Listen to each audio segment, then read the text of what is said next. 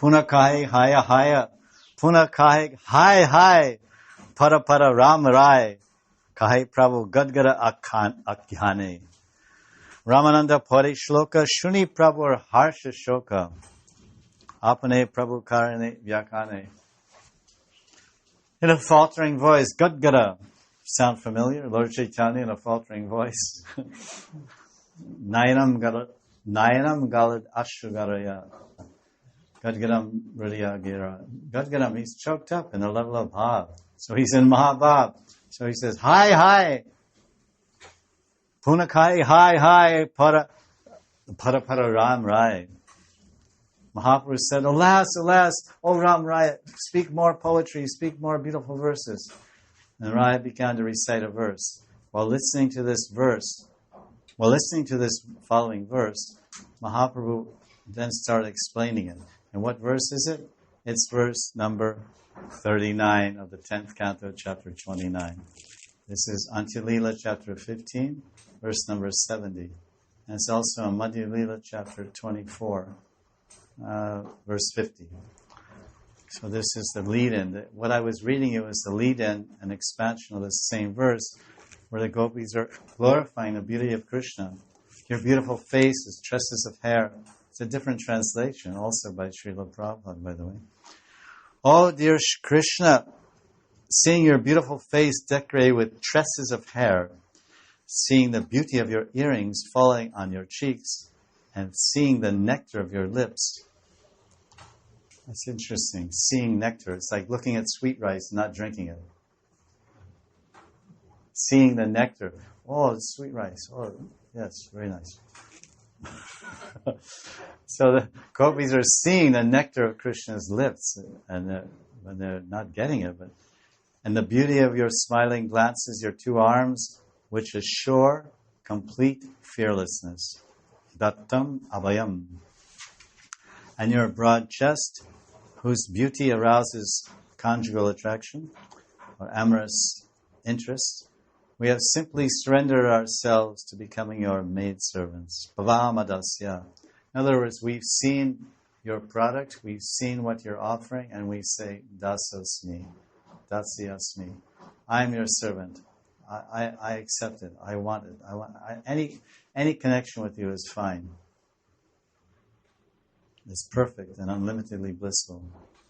So this was the section I just wanted to read to further appreciate the beauty of Krishna.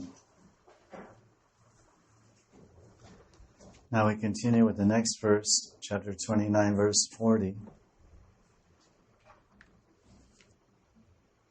Kasrangya te kalapada yataveno gita samohitarya charitan nachalet trilokyam sobhagamidam chaniriksha rupam yadgo dujadruma mriga pulakan yabibran. Translation. They're saying Anga. They're just calling Krishna Anga. Kastri Anga Kalaparayata Venogita. O Anga, what woman in the three worlds wouldn't abandon her noble character? Because it says Arya Charitan. So Arya means noble character or cultured behavior of an advanced religious person, spiritual person, man or woman. Arya Charitan, the character. What woman would not abandon her noble character when bewildered by the sweet, drawn-out melody of your flute? Veno Gita Samohita. Veno Gita Samohita. The Veno Gita, the song of your flute. Samohita. Completely has bewildered us. And it'll bewilder any woman. It's so enchanting, so attractive, so sweet, so relishable, and so captivating that anyone would forget anything. It creates a hypnotic spell on anyone. When Krishna plays his flute, it casts a hypnotic spell. cobra man. What do they call that man with a cobra in his basket? He plays with Shania. And the cobra is dancing back and forth. Oh, this is nice. You see, if you look at the cobra's face, it looks like he's smiling, believe it or not. yeah, you have to stretch your imagination a little bit, if you have one.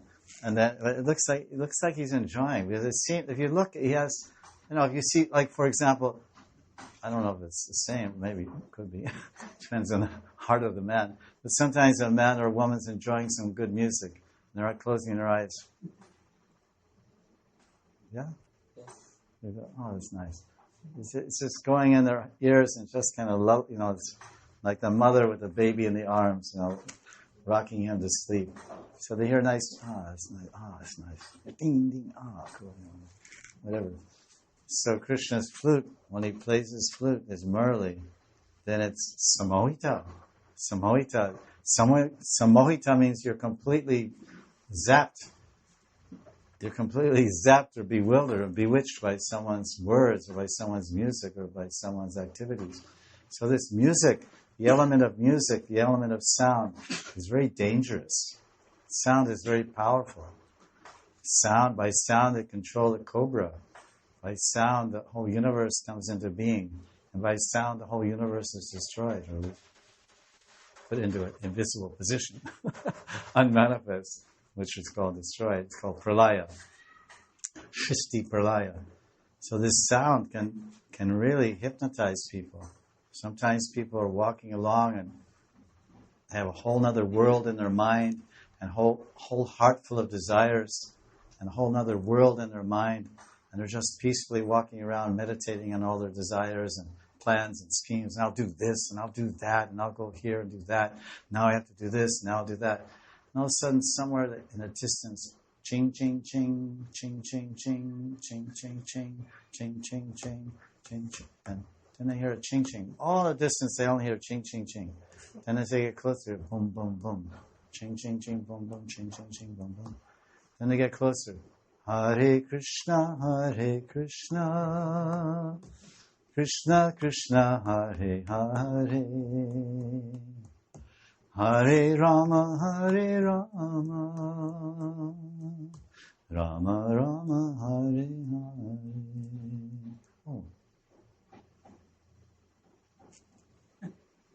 And they stop, and it's on the other side of the street, and they just close their eyes. Sometimes they've done films. I don't know if you've ever seen. I've seen. With my friends, they travel in a bus around Russia and Europe. They take films of the people observing the kirtan party. They have some devotees that they're dressed in regular clothes, and they go and film the kirtan party, and they film the response. So it shows all kinds of people, old people, and young hip people, and it shows how they're responding to the first impression of this kirtan. Their eyes closed, you go.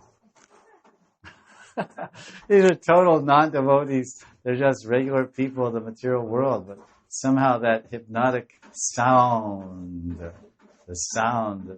the Shabda Brahman of Krishna's name, Krishna's flute, Krishna's name, fame, flute, everything. So the gopis are telling us, Veno Gita Samohitarya, Arya Charitan. So the gopis are saying, we heard his Venu, he played his Venu, and we forgot all about going to college, and we forgot all about milking the cows, and we forgot all about our Sri Dharma, and Sati Dharma, Pati Dharma, and Ashram Dharma, and Varna Dharma, and all of our Arya Charita. Arya Charita means the proper behavior of a religious, moral person. It's gone because we've been bewitched. We've been hypnotized. Some mohitarya. It's beautiful. And that's going on all the time. Right now, there's somebody in St. Petersburg in Russia experiencing sammohita, Arya Charita. Sammohita, Arya Charita. Everything's going fine, all the schemes and plans, and all of a sudden a whole new world opens up inside your mind. A whole new set of desires lines up in your heart, and a whole new way of life manifests in front of you. just by a sound vibration. Lavamatra sarasanga sarva siddhi hoy. Just one moment of transcendental sangha can change everything. So the gopis are warning everyone, be careful with this person. Look what happened to us. Look what happened to us. Veno Gita Samhoitari Arya Charitam. Upon seeing we're the most magnificent, beautiful person in all the three worlds, not only us, but even the birds, the cows, the deer are all elated and experiencing bodily ripplings of bliss. This is one translation. Ripplings of bliss. This is a translation for pulaka. I saw one professor. I thought it was pretty cool. Usually they say hair standing on end or something like that. Because ripplings of bliss. Because hair standing on end, it happens when a dog chases you when you're going to Mangala. When you're going to Mangalarti, you know, the lady with her 1 meter long beanie behind her all of a sudden is going boing, practically stands up, you know. Whole scalp gets so tight because first there's contraction, then there's expansion. So the muscles of the scalp contract, and then it makes the hair, you know, stand up. You know. So pulaka. So ripplings of bliss. So just to say, my hair was standing on end, and someone said, "Yeah, that happened this morning on the way to Mangalarti." Like, these are supposed to be 8 sattvic vikars. These are symptoms of bhav, transcendental love. So that's why it's ripplings of bliss, you know. I like that. I thought it was good. So that's one translation. There's another translation into this verse. Oh, this is there's 2 different translations, one from Krishna, but Prabhupada gives this translation. There is no woman within the 3 worlds who cannot but deviate from her path of chastity once she becomes attracted to you, because your beauty is so sublime that not only men and women, but cows, birds, beasts, and even trees, fruits, and flowers, everyone and everything become enchanted. What to speak of ourselves? Because they're saying, Go, Dvija, Druma, Mriga. So Go means cows, and Dvija means the birdies, because the birds are born from the mother. That's one birth in the egg. Then they pop out of the egg. They break the eggshell, and that's second birth. So Dvija. So the birds, and Druma means the Kalpadruma trees, the trees. And Mriga sometimes is translated as deer, or sometimes as forest animals. So generally it's translated as deer. So Prabhupada took it even further, that even flowers, fruits, trees, everyone and everything become enchanted. What to speak of ourselves? In other words, it's your fault. You played your flute and everyone goes crazy. Another translation, my dear Krishna, this is in Chaitanya Charitamrita, 2:24-56. My dear Krishna, where is that woman within the 3 worlds who would not be captivated by the rhythm of the sweet songs coming from your wonderful flute? Your beauty is the most sublime in the 3 worlds. Upon seeing your beauty, even cows and trees in the forest become stunned in jubilation. So this is what I was saying earlier, a few days ago, that in Braj, the Madhurya is so all-pervasive and saturates every aspect of Vrindavan, Krishna's Madhurya Lila. Even the trees and the forests and flowers, everyone becomes stunned in bliss. How does a tree become stunned in bliss upon hearing a flute? Because a tree is assisting Krishna's Madhurya Lila, and Krishna is sharing the sweetness and the ecstatic experience of experiencing his sweetness with everyone in Vrindavan. Because wherever Krishna goes in Vrindavan, he's Madhurya Purushottam. He's existing in this topmost rasa, Madhura Rati. And all the other rasas are just getting different degrees of that love and sweetness and intimacy. But the origin, the reservoir of all the love in Vrindavan is the Madhurya, the ocean of Krishna's Madhurya. which expresses itself in different sweet ways according to the loving mood and stairati of his servitors. But it's the origin of all is the Madhurya of Krishna, just like the origin of all the you say the earth. You take the earth element. In earth you have sound, and you have water, and everything is found there.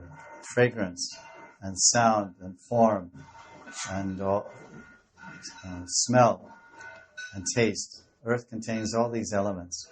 So the same way Krishna contains all these rasas and more. So that's why even trees are experiencing divine loving ecstasy with Krishna. Trees are loving Krishna. It sounds like that Christian saint of the 15th century, Saint Francis. He was very personal. He lived in the nature, in a forest, with the birds and trees. And in the morning he would wake up and he would speak to all his friends. In the Govinda Lilamrita, Krishna does the same thing. When Krishna enters the forest, the leaves and vines are hanging down. He touches the latas with his fingers. Oh, latas. Oh, my girls. Because lata is female. Oh, my girls, are you happy? Everything fine? And they're saying, now I'm happy. Now, because when Krishna touches their leaves, they become so thrilled with romantic feelings. And they express their romantic feelings by smiling with their flowers. As soon as he touches their leaves, the flower pops out right next to the leaf, which is a smile of acceptance and a smile of reciprocation. Oh, you touched us, say the lata patas. The lata pata. Lata pata. That's a phrase like that. Lata pata bi Shri Radha Radha. Every leaf of every tree of Vrindavan is chanting Shri Radha Radha. Vrindavan me lata pata. Something like that. Yeah. Vrindavan ke lata pati bi bole. Shri Radha Radha. The main thing, you can forget all the other words, but don't forget Shri Radha Radha. Nidhivan me bandhur bole Shri Radha Radha. You can go down there and see all the monkeys you want, free of charge. People pay money in the foreign countries. They pay money to enter a zoo and see an Indian monkey. And there's a sign there on the cage that says, Rhesus monkey, found in tropical regions like India. You say, wow. You go to the London Zoo, you see a bandhur from Vrindavan. They should take more over there.